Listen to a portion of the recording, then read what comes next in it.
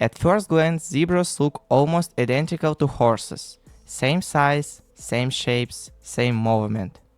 So why don't people ride zebras? It's not like no one tried.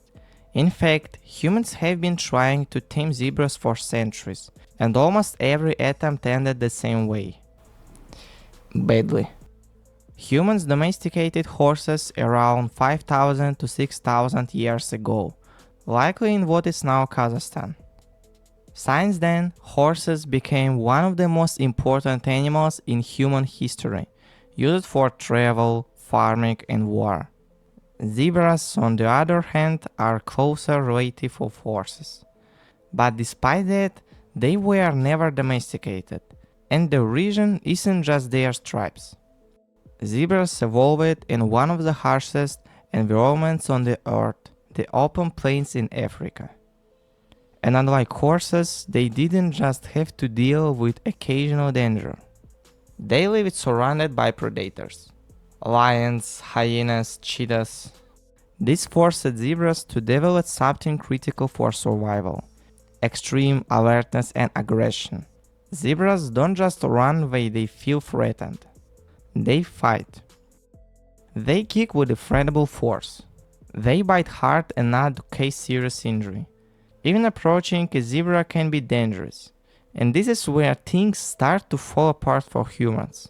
Because domestication requires trust, and zebras simply don't have that.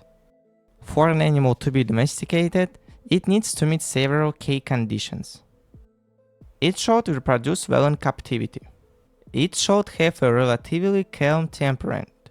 It should accept hierarchy, meaning it can follow a leader. And it should adapt to human-controlled environments. Zebras fail almost every one of these. They are unpredictable. They don't establish clear hierarchies like horses do. And even in controlled environments, they remain difficult to manage. Even physically, zebras are not ideal.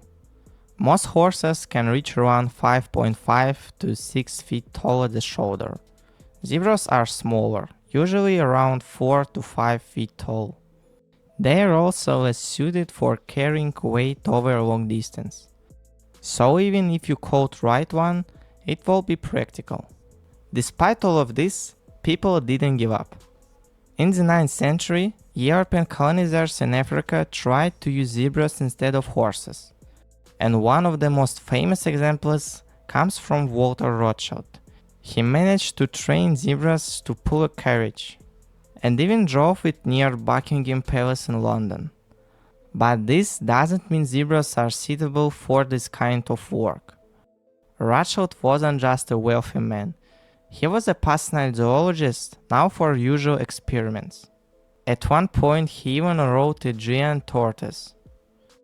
So his success say more about his persistence than about zebras being domestic animals. So the reason we don't ride zebras isn't because we never tried. It's because zebras were never meant to live alongside humans. They evolved to survive, not to cooperate. And sometimes nature simply doesn't bend to human plans. Would you try to ride a zebra if you had a chance? If you like this video, I also recommended watching the video about why the USSR planned to flood Siberia, or about why sailors died or starvation instead of fishing in the ocean.